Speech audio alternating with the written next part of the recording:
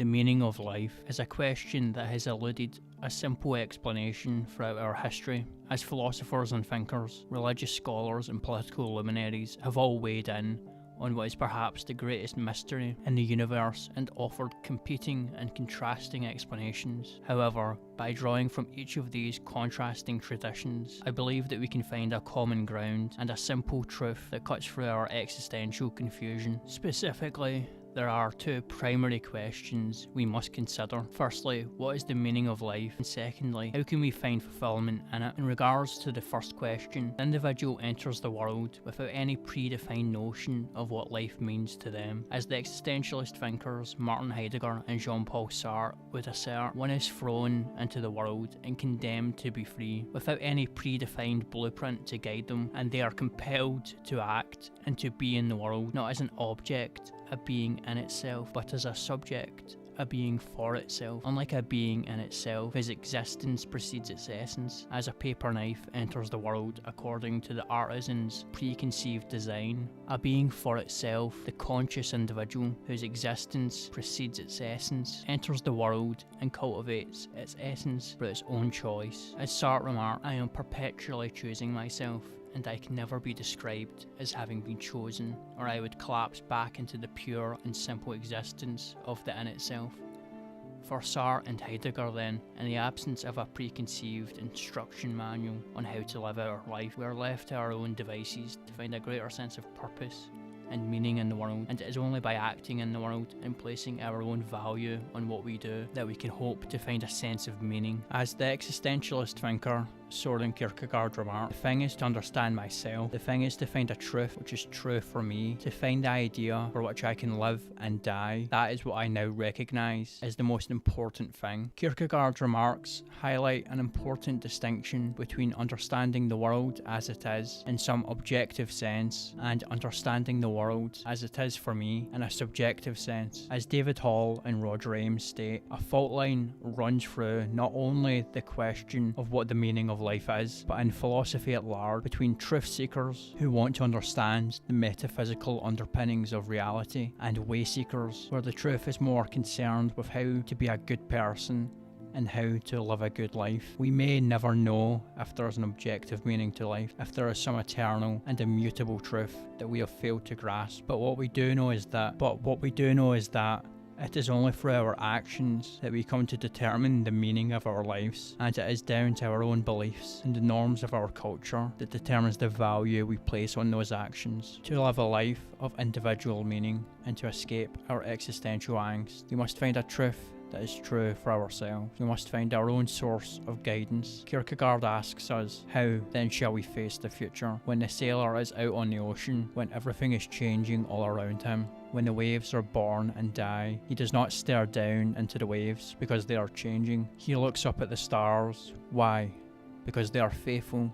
They have the same location now that they had for our ancestors and will have for generations to come. By what means does he conquer the changeable? By the eternal. For Kierkegaard, the eternal takes the form of one's personal commitment to God. But our commitment need not be to a God, as Kierkegaard remarks, in Fear and Trembling, but instead, so long as our commitments stretch out over the breadth of our lives, and that we give ourselves over to such commitments, then we can hope to escape our existential despair. Interestingly, Kierkegaard remarks that the function of prayer is not to influence God, but rather to change the nature of the one who prays. For Kierkegaard, our personal commitments are as much about cultivating the right sort of nature or character and of relating to others in a manner that does not deepen our despair as they are about any God. However, this insight is by no means a novel development. Indeed, millennia ago, Confucius and Aristotle emphasized the importance of cultivating the right sort of character and in living well with others in order to find fulfillment. For Aristotle, a good relationship is one in which we push our friends to be their best selves and to cultivate lives of virtue. We wish the best for our friends and we do good by them, not for our own gain, but because we sincerely care about them. As the Confucian philosopher Mencius remarked, friendship with a man is a friendship with his virtue.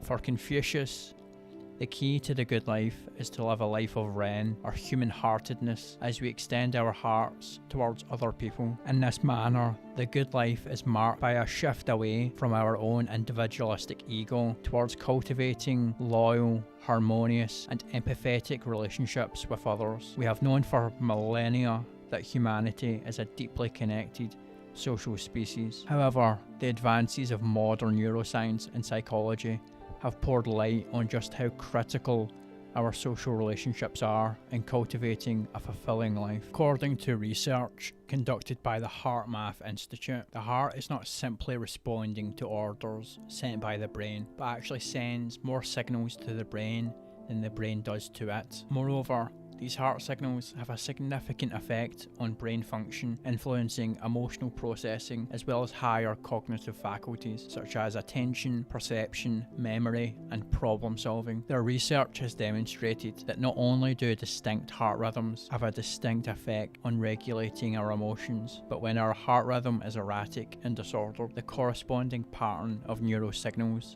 travelling from the heart to the brain inhibits higher cognitive functions and limits our ability to think clearly, remember, learn, reason, and make effective decisions. Conversely, the more ordered and stable pattern of heart rhythms that are inputted to the brain during positive emotional state has the opposite effect. It facilitates cognitive function and reinforces positive feelings and emotional stability. This means that learning to generate increased heart rhythm coherence or ordered heart rhythms by sustaining positive emotions not only benefits the entire body but also profoundly affects how we perceive, think, feel, and perform. Interestingly, Roland McCarthy, the research director at the HeartMath Institute, discovered that the heart radiates an electromagnetic field that other people can detect subconsciously, and that over time our heart rhythm syncs up with those around us. In the spirit of Confucianism, the virtues of benevolence and empathy is a matter of cultivating an internal attitude that radiates outwards through our actions, and by living benevolently, we can passively influence others to do so too,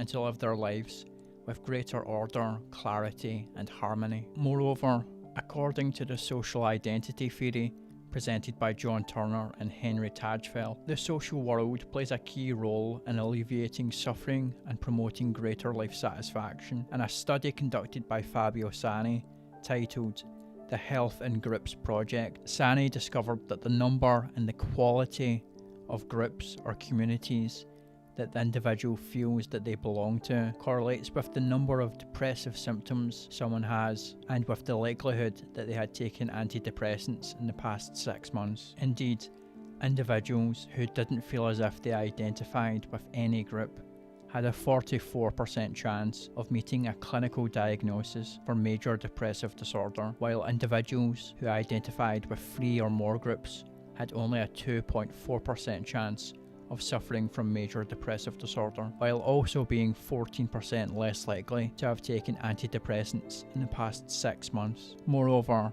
Fabio Sani has also found that identifying with a number of groups and having close contact with them also has a positive effect on feelings of life satisfaction. And this is because we meet many of our own psychological needs by socializing with others, such as the need to belong and to identify with a group, the need to feel unique among other people, the need to feel competent and to feel valued, and the need to feel as if we contribute to something larger than ourselves. However, the need to feel connected to others and to feel a sense of belonging with our community, our friends, our family, is by no means the only path to fulfillment, but as a profoundly social species, we come to define the meaning of our life in how we relate to other people and in how we relate to ourselves. The West cannot continue to careen down the road of rampant individualism without submerging society into an even greater sense of isolation, loneliness, and despair. The individual is not separate from the collective, but comes to define and understand itself within the collective. Indeed, we cannot continue to ignore the simple fact that, to a great degree, the quality of our life is predicated on the quality of our social relationships. If you've liked this video and want to see more videos on how philosophy can help us study society,